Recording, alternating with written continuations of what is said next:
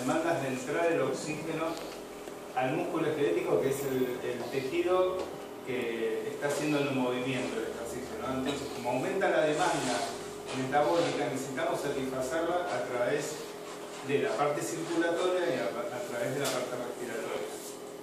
Y justamente en el EPOC, una de las limitantes del ejercicio es la parte de la ventilación. Entonces vamos a analizar un poco eso, explicarles para que ustedes puedan comprender cuál es el problema que está pasando y a ver si podemos, con algunos cambios, mejorar eso y poder mejorar el ejercicio. ¿Sí? Vamos a ir analizando algunos puntos.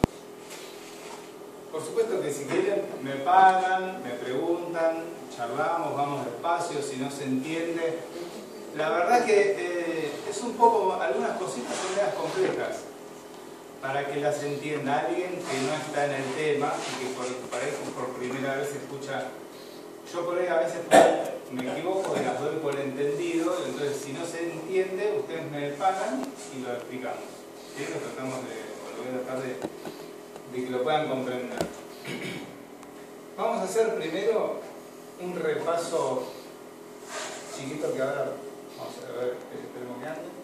Un repaso chiquito del aparato respiratorio y del aparato circulatorio. ¿Por qué? Porque para que llegue el oxígeno al músculo, ¿sí? Necesitamos entrar el aire, llevarlo a los pulmones, que se oxigene la sangre y la bomba circulatoria, ¿sí? Es la encargada de llegar ese oxígeno hasta el músculo. ¿Sí? Entonces, es la interacción de todo que funcione bien como para que llegue al músculo y el músculo pueda hacer la contracción muscular y el movimiento o el ejercicio. Era obvio que antes lo probé y andaba y ahora no. ¿Por qué? Buen resultado final.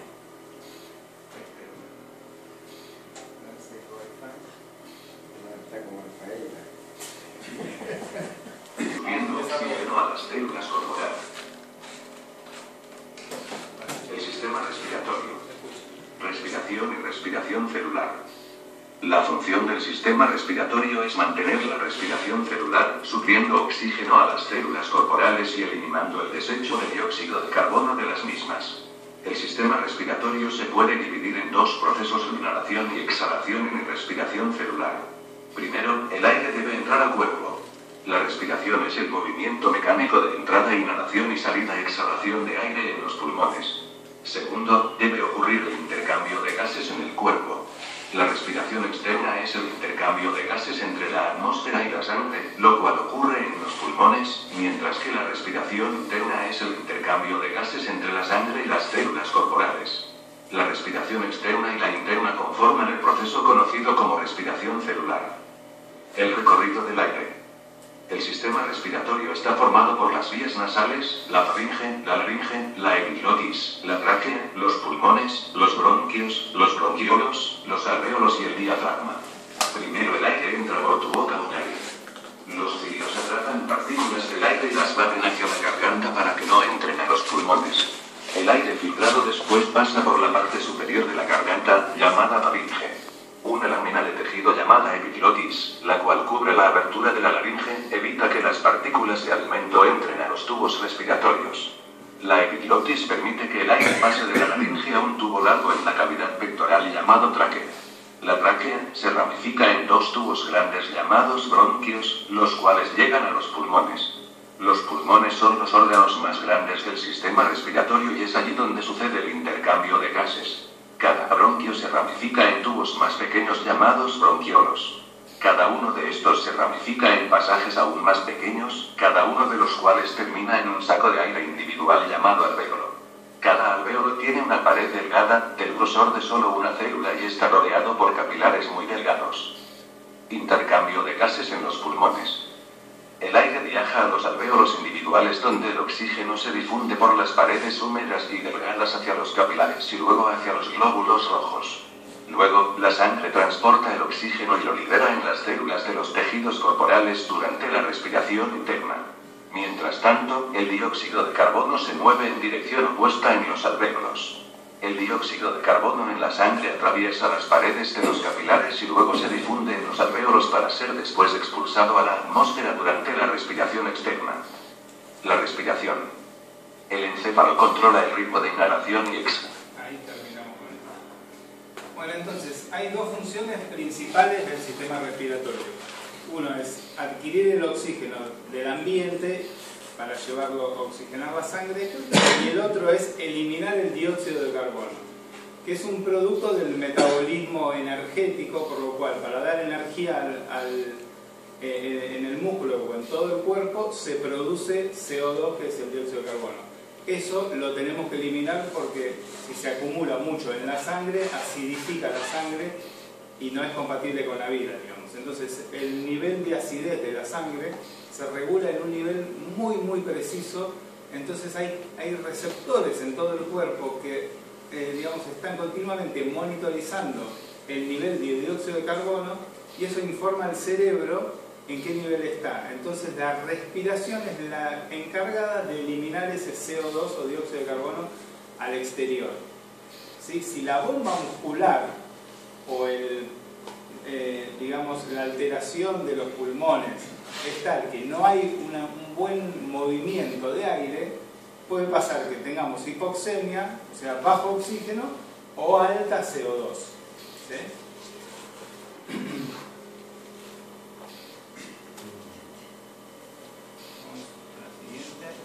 Bueno, ahí vieron el diafragma. Esto que está acá abajo, que lo vamos a ver también después, es el diafragma. Es un músculo transversal que divide el tórax del abdomen. Cuando se contrae el diafragma baja, crea en la vía aérea una presión negativa. Es como cuando suelta una botella y se infla, entra aire. Esto hace lo mismo. Baja, crea presión negativa y el aire entra. Cuando el diafragma se relaja, vuelve a subir y el aire sale. La inspiración es un músculo el diafragma, entonces gasta energía. La expiración es pasiva cuando estamos en una situación de reposo, porque se afloja el diafragma, vuelve a la posición inicial y el aire sale. ¿Sí? Hay también músculos intercostales que están acá, que también agrandan el tórax y ayudan a ese movimiento. O sea, el diafragma baja y los músculos intercostales hacen agrandar el tórax. Una pregunta, ¿puede Sí. ser? Sí, ¿cómo no? Cuando estaba gordo, ahí me dolía. ¿No trabajaba el diafragma? Cuando estás gordo y tenés mucha panza, la o panza. cuando estás hinchado, o Sí. cuando terminás de comer, todo eso presiona, hace más presión en la parte abdominal, por lo cual el diafragma tiene que hacer más fuerza para que entre la misma cantidad de aire. Estaba así, dolía. Entonces dificulta el movimiento del diafragma, por lo cual dificulta la respiración. Duele. En el caso mío, que estaba así. Bueno, puede llegar a doler, pero puede llegar a no doler y molestar el movimiento. Yo estuve el domingo con problemas, por tanta medicación, no sé qué será, largando espuma, que tuve que llamar a urgencia y todo. Pero espuma, tazas, 3 tazas de espuma, líquido. Y era, así estaba mi panza. Y me faltaba el aire, pero no era problema pulmonar. Ya se relaja el diafragma, se relajan los músculos y vuelve toda a la posición de reposo y el aire sale. Bueno, en cuanto al intercambio gaseoso, ¿vieron lo que decían? Tráquea, bronquios, bronquiolos más chiquititos, hasta que se hacen los sacos alveolares. Que justamente el alveolo es la unidad funcional, por lo cual es tan delgado, y está tapizado como unos capilares tan chiquititos, que el oxígeno y el dióxido de carbono difunden por diferencia de presión. Si eso fuera grueso, no difunde, no pasa. Como es tan delgado, hay en un lugar, en el alvéolo, hay oxígeno, porque lo inspiré, está el oxígeno. En la sangre viene el dióxido de carbono, que es para eliminarlo. Como hay más dióxido de carbono en la sangre que en el alvéolo, difunde y pasa normalmente, y el oxígeno, como está de este lado, pasa para el otro lado. Acá es lo que ven. Viene en azul, viene el glóbulo, este sería el glóbulo rojo, porque esto difunde hacia el glóbulo rojo, que es el que transporta el oxígeno principalmente y parte también del dióxido de carbono. Difunde, pasa del capilar, pasa al alvéolo y el oxígeno pasa del alveolo al capilar. Entonces pasa la sangre sin oxigenar y se va oxigenada. Hay algunas enfermedades que este traspaso está muy alterado, que es más que nada no están en el EPOC también pasa, pero en la fibrosis pulmonar pasa más. El problema está más en la difusión. Cuando hay mucho problema difusivo, los pacientes les saturan más, cae mucho más el oxígeno. Bueno, esta es la unidad funcional, es el alvéolo, ¿eh? Ahí es donde se hace el intercambio de gases realmente. Y es por diferencia de presiones. Por eso cuando vamos a la altura hay menos presión de oxígeno. No es que hay menos cantidad, pero hay menos presión en la altura. La presión atmosférica baja, entonces hay menos presión. Entonces difunde con menos diferencia de presión. Por eso baja la oxigenación en la altura.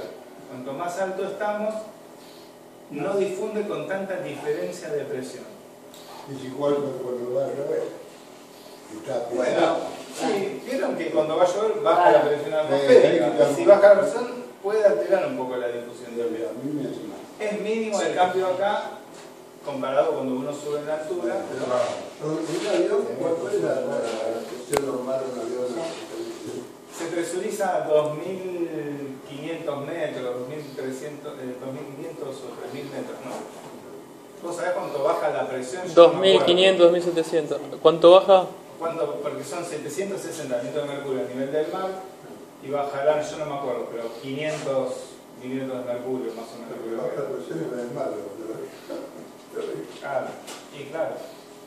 Bueno, vamos a ver otro pequeño video que es de la otra parte que tiene que funcionar bien para que llegue el oxígeno a los músculos.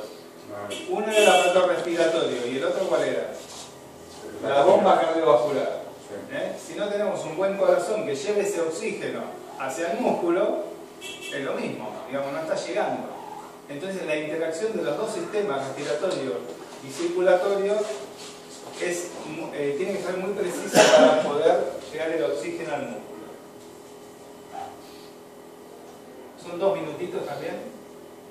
El corazón es un órgano muscular del tamaño de un puño y está situado en el centro del pecho, ligeramente a la izquierda. El corazón está dividido en dos partes, derecha e izquierda.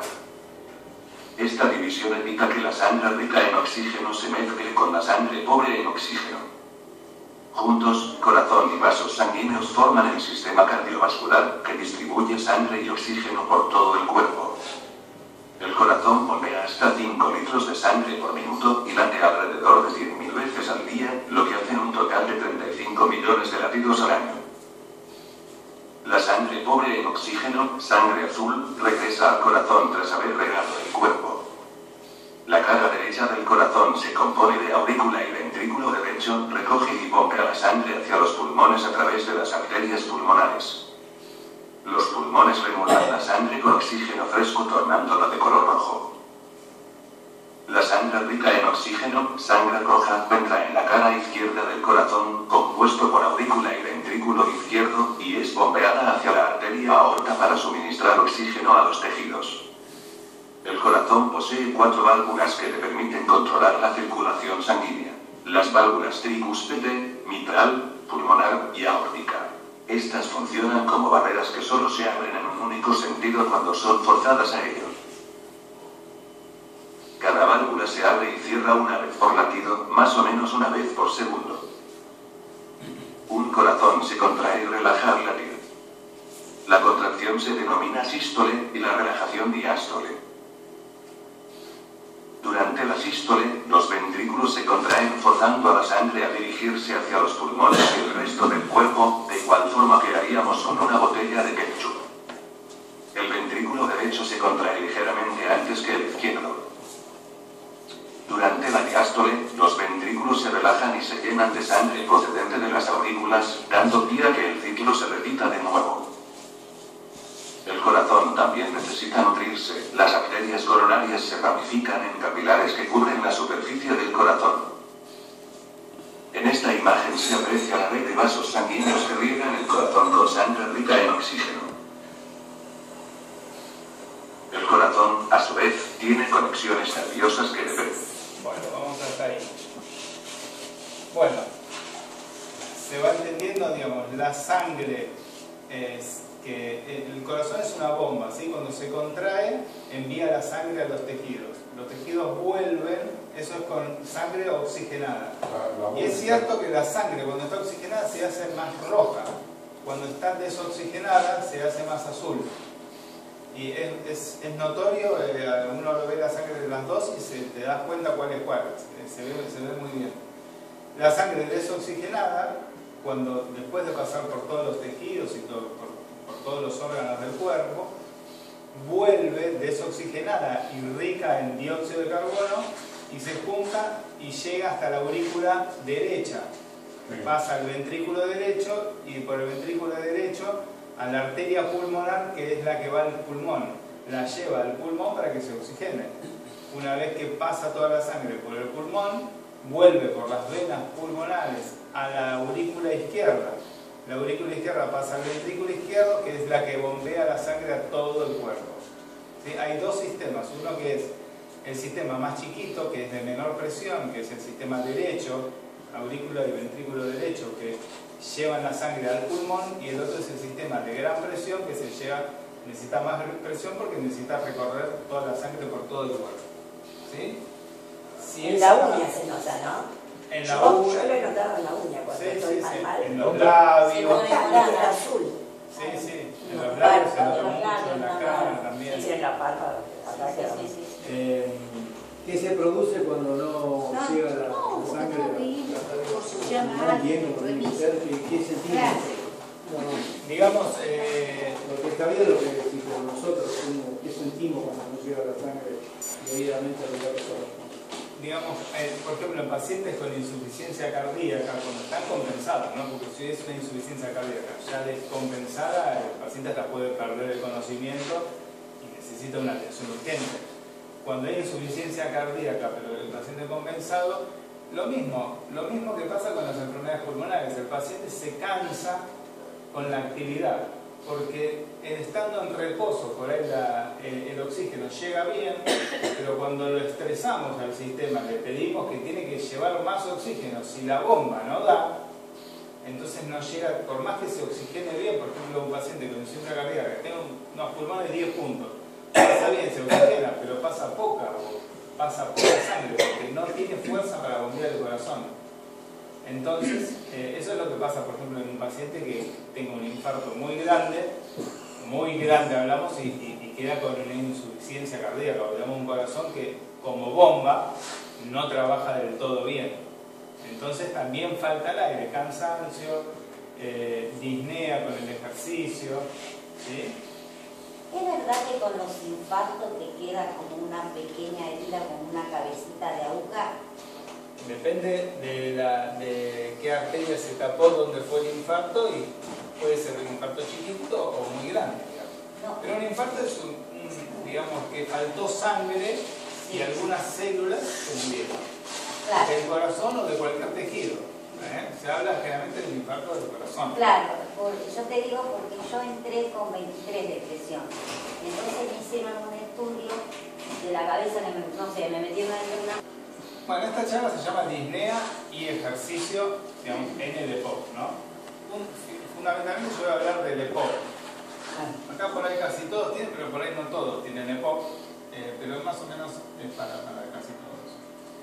La disnea es la sensación de falta de aire. Es una sensación personal y subjetiva. O sea que si vos me decís que tenés disnea, que te falta el aire, yo no te puedo decir que no, porque es una sensación subjetiva, ¿sí? No es algo objetivo que yo lo puedo medir, por más que la oxigenación esté bien. Si a vos te falta el aire, te falta el aire. Es una sensación, no quiere decir más que eso. En general, cuando a uno le falta el aire, el aparato respiratorio y circulatorio trata de compensar esa situación aumentando la frecuencia respiratoria y aumentando la frecuencia cardíaca, para que se mande más oxígeno a los tejidos, ¿sí? Es cuando estás como agitado. Claro, como agitado. En general la respiración se hace más rápida y más superficial. Te cuesta respirar, es una respiración que tiene un poquito más de esfuerzo, como que tenés que hacer un poquito más de fuerza para respirar. Y esto es importante que ustedes lo sepan. Si aparece con el ejercicio esa sensación de falta de aire y cuando me quedo quieto se va, digamos, la disnea, la causa fue el ejercicio, es obvio, ¿no? Pero si esa disnea aparece en un momento que yo no estoy de ejercicio, digamos que me estoy enfermando, me estoy reagudizando, tengo un virus, algo, y empieza a faltar el aire, y me quedo quieto y estoy con el oxígeno y me sigue faltando el aire, bueno, eso está, digamos, debido a un cambio, me estoy enfermando o está pasando algo, fuera de lo normal. Entonces, cuando uno hace un ejercicio y empieza a faltar el aire, no hay que preocuparse, hay que saber que con el ejercicio y que con el reposo para. Muchas veces pasa que me falta el aire y ya me voy a dar unos broncodilatadores. No tiene sentido. Cuando vos haces ese ejercicio, te falta el aire, darte el broncodilatador. Porque no lo causó el bronco que está achicado, que te produjo un broncoespasmo. Lo causó el ejercicio. Vos te quedas quietito y se va. Entonces no hubo necesaria. Y si no estás haciendo ejercicio. Si no estás haciendo ejercicio, entonces es porque hay algo, puede haber una enfermedad. Claro, que fue lo que... Puede ser un broncoespasmo, Fue lo que puede pasó ser bien. una gripe. Pero uno te puede dar. Claro que sí, en ese caso sí. No, yo llegué acá y Santiago vio que yo estaba agitada, no había empezado a hacer ejercicio. Llegué y me di cuenta yo ya de que bajé del coche. Y le dije, me voy a casa. Me dijo, no, espera que esto es junto. Y ahí vio los broncoespasmos y me dijo, no, a la guardia. Claro. Y ahí me dejaron 4 días. O sea, realmente no había hecho nada. Claro. Pero era un cansancio total. Pero también Hay que saber la diferencia, porque es un signo de alarma que te falte el aire cuando estás en reposo. Es un signo de alarma para todos ustedes. Si te falta el aire, vos estás quietito, estás tranquilo, no estás nervioso, no te pasa nada, y te quedás quieto y no se te va la falta de aire, no se te va, y cada vez te cuesta más respirar, tenés que ir a una guardia, tenés que ir a ver un médico. ¿Sí? Ahora, si es porque subí un piso por escalera, obviamente... por nervios, ¿qué pasa? También hay más consumo de Sí, oxígeno. por eso digo estar tranquilo, tranquilizarse. También no hay que volverse loco, porque a uno pasa que por momentos te puede faltar el aire y no somos máquinas, somos cuerpos que sentimos, puedes estar, como decís, nervioso, una situación cualquiera te puede hacer faltar el aire. Hay que primero relajarse y tratar de ver si eso pasa. Bueno, las causas de disnea entonces pueden ser por enfermedades respiratorias, por enfermedades cardíacas, metabólicas y por un montón de otras enfermedades neuromusculares. Digamos, no es solo respiratorio el problema. En el EPOC, generalmente, por el problema respiratorio que te falta el aire. Pero la disnea puede ser de otras causas también. ¿Sí? Que no vale la pena, lo vamos a hablar. Cuando hay una enfermedad respiratoria crónica, el síntoma predominante es la disnea. La falta de aire con diferentes actividades, la falta de aire que te falta en tu casa en algún momento X, y eso va condicionando mucho. ¿Por qué? Porque te limitan las actividades de la vida diaria. Te falta el aire, entonces vos te cansa cambiarte, te puede cansar ir a hacer las compras, te puede cansar subir y bajar del auto, tener que subir un piso y empezás a pensar que no voy porque tengo que subir un piso, y si no tengo estacionamiento no voy, y todas las cosas que ustedes me cuentan todos los días. ¿Sí? Entonces te limita. Hay pérdida de confianza, se reduce la actividad física porque me voy quedando más quieto a causa de esta falta de aire. ¿Por qué pasa esto? La disnea tiene un componente psicológico importante que es una sensación de ahogo y es una sensación de muerte. Esto progresa, la disnea, y no la puedo controlar, te morís porque no podés estar sin respirar más de 3 minutos. Entonces es lógico, digamos, que uno es un síntoma de mucha importancia, que te falte el aire, porque te da una sensación de inseguridad, especialmente cuando estás solo en la calle o cuando tenés que salir de tu casa. Esto va produciendo desacondicionamiento físico, disminuye también la función cardíaca, aislamiento social. ¿Qué pasa? Empiezo a salir menos. Estoy hablando cuando la enfermedad empieza a avanzar. Por todos son cosas diferentes que pasan, ¿no? Pero ansiedad y depresión con el tiempo, Y todo esto hace que empeore la falta de aire, porque si me voy quedando a lo largo del tiempo cada vez más quieto, me va a faltar el aire con cada vez cosas más chiquitas. Lo que no se usa se atrofia, es una realidad. Sí. Es una realidad. Si no lo uso, se atrofia. El músculo, si no lo uso, se atrofia. Si me quedo en cama una semana, después no puedo caminar. Eso es cierto. Y esto es lo que va pasando, el desacondicionamiento físico va pasando con el tiempo. Bueno, y la pérdida de independencia y que van empeorando los síntomas. Bueno, justamente la rehabilitación lo que tiene que romper es con esto. ¿Sí? Yo tengo que volver a las actividades de la vida, tengo que mantener las actividades, me tengo que mantener activo lo más posible. ¿Sí? Y tengo que aprender que puedo ir, pero tengo que aprender cómo voy a ir, teniendo los recaudos necesarios, la velocidad de paso necesaria, tomando los descansos, digamos, ir aumentando mi confianza en que yo lo puedo hacer, que no me va a pasar nada, digamos, que me falte el aire es lógico cuando estoy haciendo ejercicio, cuando estoy afuera, cuando estoy en una situación que mi consumo de energía es mayor que en mi casa quieto, ¿sí? Entonces la rehabilitación, uno de los objetivos es justamente esto, ¿sí? Bueno, ahora vamos a hablar de otra cosita que en el video un poco lo decía, lo que es la respiración, vamos a diferenciarlo de la ventilación. La respiración es el intercambio de gases que pasa en la célula, ¿sí? La respiración celular. La ventilación, lo que les decía, es el aire que movilizamos hacia los pulmones en cada respiración. Normalmente entran 500 mililitros y salen 500 mililitros de aire, ¿sí? Eso es lo que no... Esto depende del tamaño del tórax de cada persona. Soy más chiquita, entra menos y sale menos, y necesito menos, obviamente, y soy muy grandote y necesito más, ¿sí? La frecuencia respiratoria normal oscila entre 16 y 20, más o menos. En un paciente con EPOC es un poquito más alta, inclusive en reposo. La frecuencia respiratoria ustedes se la tienen que tomar. Eso te voy a preguntar. Hasta ahí no llegué, pero de acá sí. ¿Ven que se mueve la me doy cuenta que a veces estoy... O sea, sí. Se ve más en los chiquitos, en la gente nasal, pero también en los adultos. Sí.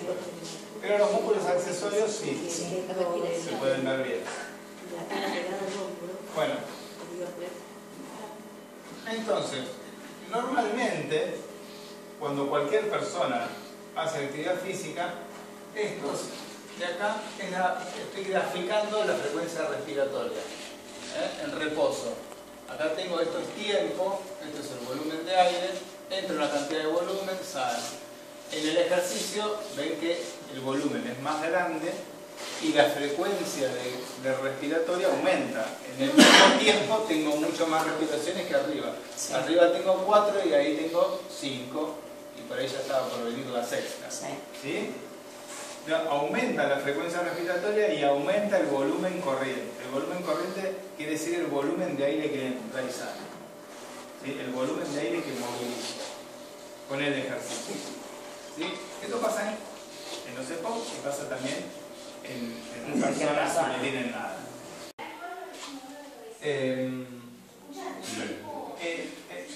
No, lo que sucede en el EPOC es que no tengo esa capacidad de aumentar tanto el volumen de aire en cada respiración, ¿sí?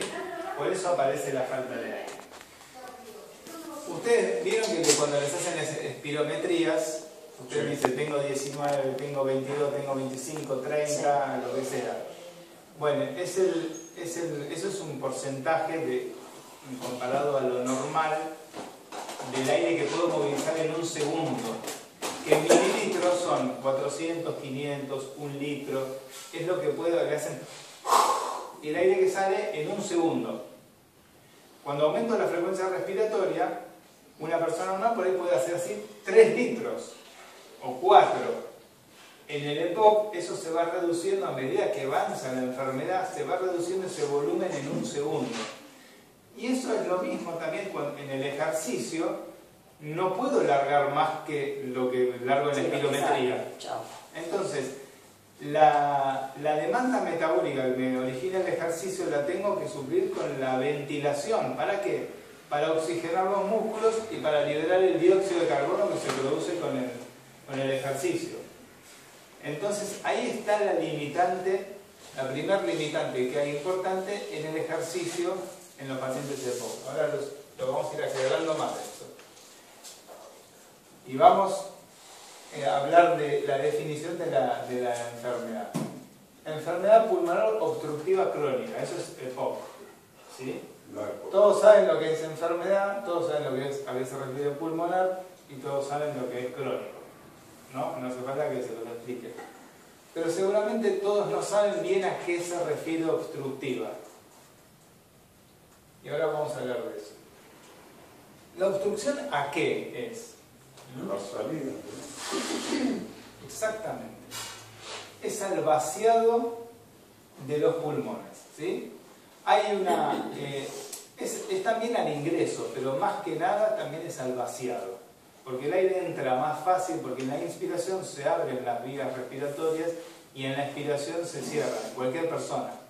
Y eso también pasa en el EPOC. Entonces, si ya estoy enfermo y cuando largo el aire se cierra más, ahí aparece más la obstrucción. Por eso se mide, en la espirometría le piden que larguen el aire, no que lo entren rápido. Porque la obstrucción se refleja más a la salida del aire. ¿Sí? Cuanto menos te sale, más anhídrido carbónico te quedan. No. Sí, podría ser, no es una relación tan directa, pero podría entenderse un poco así. Sí. Se necesita más tiempo para que el aire salga. Entonces, si yo entro, qué sé yo, 3 litros de aire, ustedes lo quieren largar, pero en el primer segundo, por ejemplo, son dos ejemplos, ¿no? Largo 500 mililitros. Si yo le doy tiempo, en vez de 1 segundo, le doy 5 segundos, salen los 3 litros. En una persona normal, en 1 segundo te larga los 3 litros. ¿Se entiende? Sí, sí. En el EPOC aparece un retardo en el vaciado de los pulmones. Sale mucho más lento ese aire por la obstrucción, porque está cerrada la vía aérea. ¿Sí? Y los pulmones, aparte, no vuelven a su posición inicial fácil, porque perdieron toda elasticidad, claro. Yo creía que vos aspirás un 100%. Yo no sé la cantidad, ¿no? Y por ahí en el caso mío elimino un 70, un 50, pero no debo eliminar todo lo que aspiré yo, ahora con lo que me decís vos. Si le das tiempo, sí, digamos, también está disminuido toda la capacidad de aire que puedo entrar a los pulmones. También está más disminuido, pero más que nada está disminuida la velocidad con que lo saco. Está disminuida la capacidad de toda la cantidad de aire que entra, está un poco disminuida, pero está más disminuido lo que sale en 1 segundo. O sea, cuando lo quiero sacar rápido. Y en el ejercicio necesito sacarlo rápido porque aumenta la frecuencia respiratoria. Entonces, entro y saco, entro y saco, entro y saco. Si no puedo entrar y sacar, entonces empiezo a acumular, como decías, el dióxido de carbono y aparte no me estoy oxigenando bien. Entonces te falta el aire. Pero tenés que parar el ejercicio. No se puede ir a una intensidad alta. Porque cuanto más intensidad, aumenta más el metabolismo muscular y necesito darle más oxígeno y sacar más dióxido de carbono. Entonces, digamos, ¿puedo modificar un poco el tiempo del aire que salga de los pulmones? Sí. Porque si yo pienso cuando voy haciendo ejercicio en tener un patrón respiratorio, de no aumentar mucho la frecuencia respiratoria y darle más tiempo a la salida de oxígeno, eso mejora un poco porque puedo ventilar más volumen de aire. En la siguiente respiración, si yo largué todo, o casi todo, en la siguiente puedo entrar más. Si yo no lo largo, en la siguiente no entra, porque ya está lleno. Yo y largué poquito, después ya no puedo entrar más porque ya estoy lleno. ¿Se entiende? Hay que darle tiempo a que... Esa es la pregunta que te hizo Oscar. En vez de hacer el 100%, hacer el 80% para compensar la salida. Eso es lo que te preguntó él.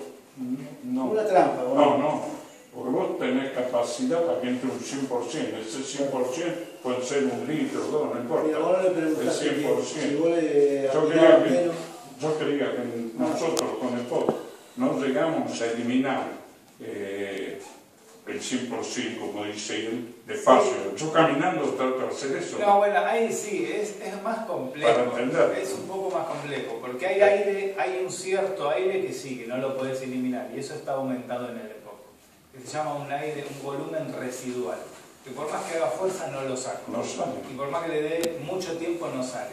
Ese aire que queda en los pulmones está mucho más aumentado en el EPOC. Eso es cierto.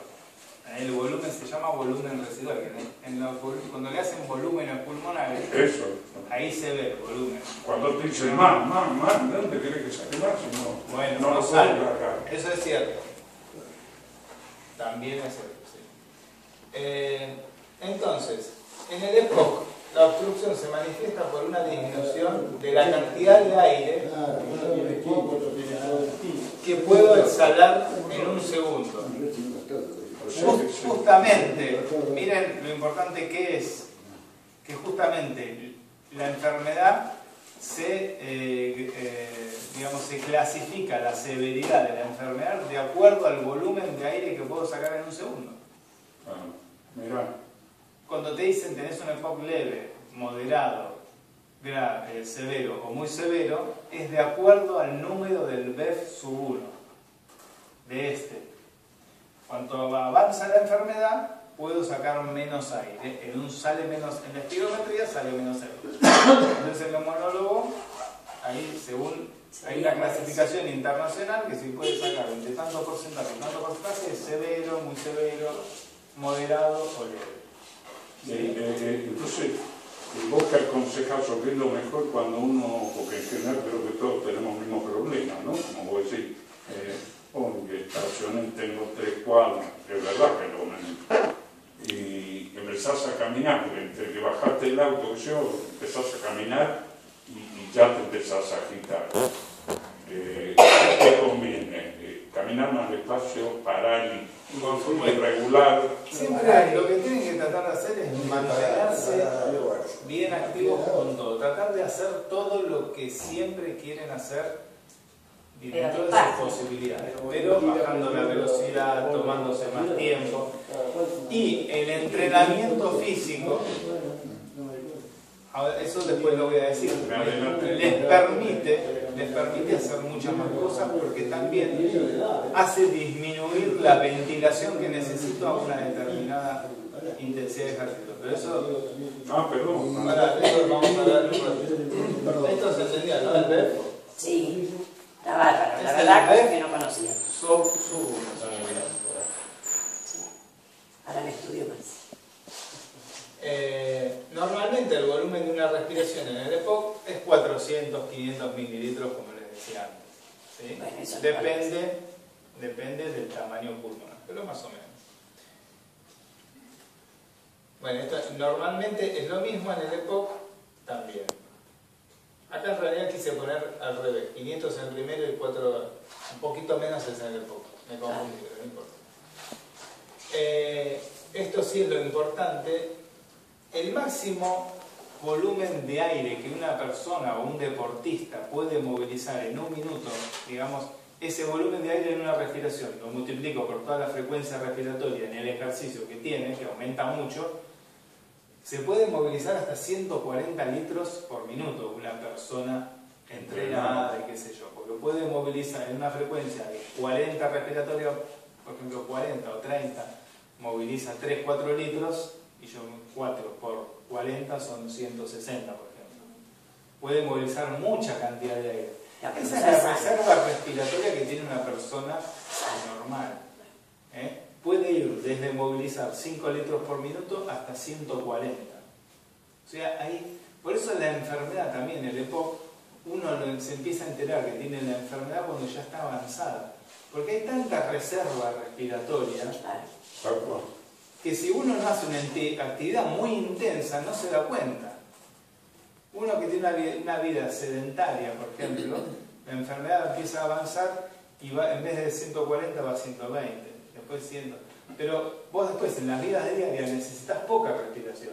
Por eso te das cuenta tarde que te empiezan a faltar los signos, que tenés signos. Si uno es un deportista, por ejemplo, y empieza a tener problemas de EPOC, y lo va a notar mucho antes. Porque cuando hago una intensidad muy alta, le va a decir, ¿qué pasa? No puedo hacerlo como lo hacía antes.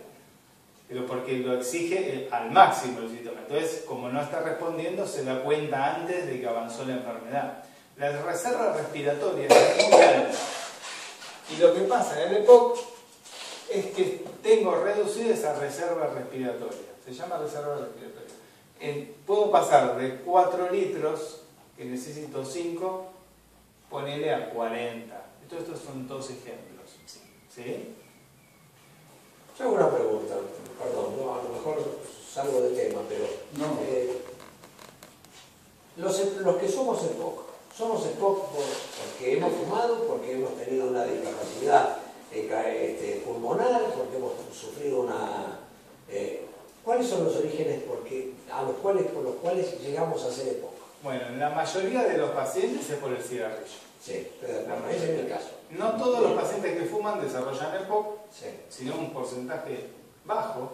Como mencionan, toda la gente que fuma, hay un 20-30% de pacientes que desarrollan EPOC. Otros desarrollan un infarto, otros desarrollan una ACV, otros... Por algún lado el cigarrillo te hace mal, yo estoy convencido de eso.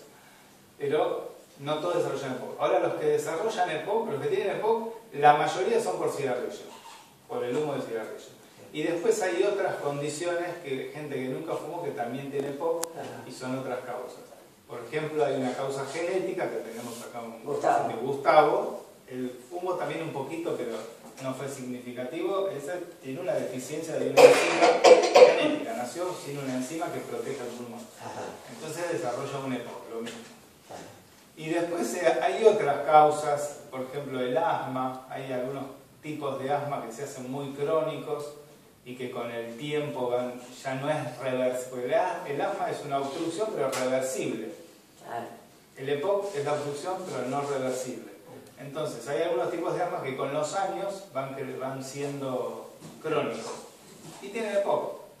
Y hay otros casos que son de bronquitis crónica que también desarrollan EPOC, pero es más tipo bronquítico, que también se da mucho por el cigarrillo, o no, puede no ser, por eso también es diferente, que afecta mucho la vía aérea, hay mucho moco, muchas glándulas mucosas y hipertrofeas y la vía aérea muy achicada, y bueno, y también desarrollan EPOC.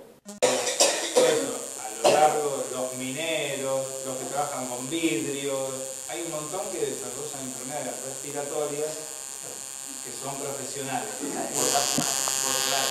ejemplo, fumaron. Bueno, vamos a ver los cambios que hay en el sistema respiratorio de EPOC. ¿Sí? Hay una disminución del calibre de las vías aéreas. ¿Sí? La vía aérea es desde la nariz, que entra el aire, entra vía aérea superior, después la laringe, tráquea, bronquios, bronquiolos, hasta el alveolo. El alveolo ya es el pulmón. La vía aérea es todo lo que lleva, el tubo, la tubería que lleva el aire hasta el alveolo, hasta el pulmón. O sea, vía aérea y pulmón. ¿Sí? Si lo quisiéramos representar, por ejemplo, si yo pongo un tubito y en la punta un globo, yo inflo por el tubito y tengo un globo. La vía aérea es el tubito, el pulmón es el globo. Si yo inflo por un tubito muy finito, tengo que hacer más fuerza para meter el aire. ¿Sí? Entonces, cuanto más la vía aérea más achicada está, más me cuesta respirar. O sea, el broncoespasmo lo que hace es eso, achica la vía aérea. ¿Sí? Y cuando hay mucho moco, los mocos y las glándulas mucosas esté más gruesa y también la luz del bronquio se achica. Entonces más cuesta respirar. Entonces, cuando hay problema en la vía aérea, también me cuesta respirar. Por ahí tengo los pulmones normales. Viste que a veces a ustedes no tienen nada en el pulmón, pero tiene un broncoespasmo y te cuesta respirar. En el pulmón se escucha bien, pero el paso por la vía aérea te cuesta más trabajo. Empezás a aumentar la frecuencia respiratoria y a utilizar músculos accesorios. Una pregunta. ¿Sirve para nosotros soplar un tubito así finito como estaba diciendo vos? ¿Es un ejercicio que nosotros podemos hacer? No sirve para nada. ¿No es qué? Como entrenamiento no sirve. Chiflar. Soplar sobre un... Tampoco, mandar tampoco. Sería gastar energía, bueno. me parece. Para soplar. Bueno, el tema de cantar y todo eso hace bien también, aparte del pulmón. ¿Sí? El pulmón, como vos me decías antes, pierde elasticidad. El enfisema justamente es la rotura de los alvéolos. Cuando tenía muchas pelotitas de alvéolos, ahora tengo un saco más grande, ¿sí? Que se perdió elasticidad. El pulmón normalmente, si yo me saco el pulmón y lo tengo acá con la mano, el pulmón se achica todo. Porque tiene muchas fibras elásticas que hacen que se achique, se colapsa, lo que se llama el colapso. ¿Qué es lo que pasa en un neumotórax? Que algunos escuchó que te ponen un tubo en el neumotórax. El neumotórax entra, se despega de la pared del tórax y hace lo que hace el pulmón, se achica. Y es así, entonces ahí no puede oxigenar. Pero normalmente sirve para sacar el aire eso. Por eso la salida del aire es pasiva, no hago esfuerzo, porque ya el pulmón se achica normalmente. Entonces, a medida que va avanzando la enfermedad, lo que hace el pulmón, en vez de achicarse así, hace así y se achica así. Inspiro y no se llega a checar. Queda aire, ese es el aire que no puedo movilizar. Que vos decías, por más que hago fuerza, ese aire, que es el volumen residual que antes le dije, está aumentado en el depósito. Porque el pulmón no se colapsa, no se cierra, digamos. No tiene elasticidad. No tiene elasticidad. Se abre y vuelve poquito. Entonces ese aire no se renueva bien, porque no sale todo el aire y no vuelve a entrar todo el aire. Entonces, y el volumen de aire que yo puedo movilizar es menor. Cuando aumento la frecuencia respiratoria, yo decía que puede aumentar mucho el volumen de aire. No se puede aumentar. Y después también hay cambios en la caja torácica. Como queda aire adentro de los pulmones y van pasando los años y van pasando las años, el tórax se queda agrandado porque no hace el movimiento de ir y volver, porque queda aire adentro. Entonces, en general, los pacientes con EPOC tienen un tórax agrandado. ¿Sí? Tienen mucho aire adentro que no lo pueden sacar, justamente. Yo pensé que nos achicábamos. No. Es al revés. No, sí, en general todos, la mayoría, el tórax está agrandado. Ahora, muchos pierden masa muscular, entonces puede ser que se vea más chiquito, pero el tórax en sí está agrandado. El diámetro se llama de adelante atrás, es entero posterior, de adelante atrás, está agrandado. Normalmente. ¿Enfisema o sea la pérdida de...? El enfisema es la destrucción del parénquima pulmonar, que no es completa, obviamente, porque no te queda pulmón. En algunos lugares, especialmente en los que fumaron, el enfisema se da en los lóbulos superiores. En las partes más superiores hay menos, digamos, menos pulmón funcionante. Y eso lo que produce la EPOC, ¿no? Sí, el EPOC, pero por causa de cigarrillo se da más en los lóbulos superiores. O sea, es difícil que haya EPOC y no haya enfisema. O me confundo. Puede no haber enfisema también. No hay tanta destrucción. En los casos de bronquitis crónica, en los casos de asma crónico, no hay tanta rotura muscular, no hay tanto... La obstrucción está más en la vía aérea y en otros lados. Por eso no todos tienen enfisema, pero en los que fumaron sí, es prácticamente...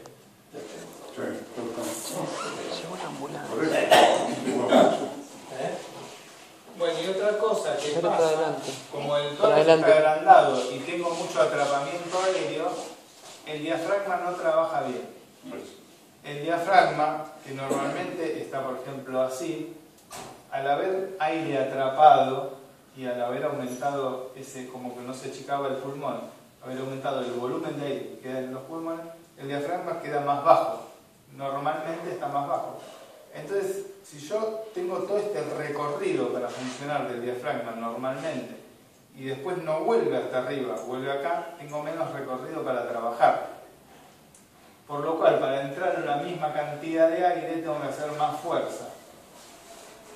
La fuerza del músculo respiratorio, digamos, la biomecánica está alterada. No sé si llegan a... Hay una figura que lo va a... Acá muestro lo que hablaba antes, la obstrucción de la vía aérea. ¿Sí? Bronquio, lo ven el más abierto, con uno exageradamente, ¿no? Porque tampoco... exageradamente el bronquio está más chico. Los bronquios están más chicos. Después, esto es una radiografía. Sí. ¿Cómo? Esto es una radiografía normal de un paciente normal y de un paciente poco. Es algo que se ve siempre, casi todos tienen un... Sí, lo que se ve, ¿ven como acá está mucho más negro que acá? Sí. Porque hay mucho más aire. Pero eso no no está bueno, porque es el aire atrapado. Entonces no. Es el aire atrapado. ¿Ves que acá en los campos pulmonares es lo que se ve más negrito, ¿no? Sí. Lo del medio es el corazón. ¿Sí? Esto es la aorta, el corazón. Y el más negro en la parte Y eso que se ve superior. acá son los bordes y este del diafragma, justamente. Entonces, al estar más negro que es el aire atrapado. Y fíjense que el diafragma, que es esto que está redondeado, está bien arriba, ¿cómo está acá? Está más aplanado. Más aplanado. Entonces, al estar más aplanado, No se no se mueve, no se puede mover mucho. O cuesta más entrar el aire. Por eso es importante la panza, porque vos sentís que por te, eso los neumólogos sube. no te lo dicen todo el tiempo, hay que bajar la panza. Claro. Porque si no te queda No, lugar para que se mueva el diafragma, porque ya está aplanado el diafragma. Si no bajas la panza, no, te va a costar mucho más. Te cuento una cosa, hace 2 años estaba con mucha panza, acostado, tuve un acceso de tos y me rompí la costilla. ¿Cómo? Esa fue la fuerza que hizo el diafragma. ¿Acostado qué le hace? Me rompí la costilla. Digamos, la posición acostada, ¿por qué esta posición así es la que mejor respira? Primero porque el diafragma ya lo tirás para abajo por la gravedad. Claro. Y aparte los intestinos no te apretan el diafragma, porque están cayendo para abajo. Si yo me acuesto, los intestinos se van para arriba y me apretan el diafragma para arriba.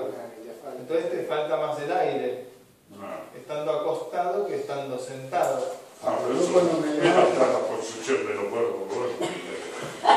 Nosotros un poquito. Nosotros no. No, mira, Vos yo... ahí, aparte, ¿cómo te apoyás en la cinta así para caminar o no? Y a veces sí. ¿Por qué te apoyaste en la cinta así? Porque respirás mejor. ¿Por qué? Porque cuando empezás a usar los músculos accesorios, llevan los hombros para arriba y empiezan a tirar más para arriba estos músculos de acá de las primeras costillas. Entonces es algo que, lo sabio que es el cuerpo, que te pones en la posición que mejor vas a respirar. Natural.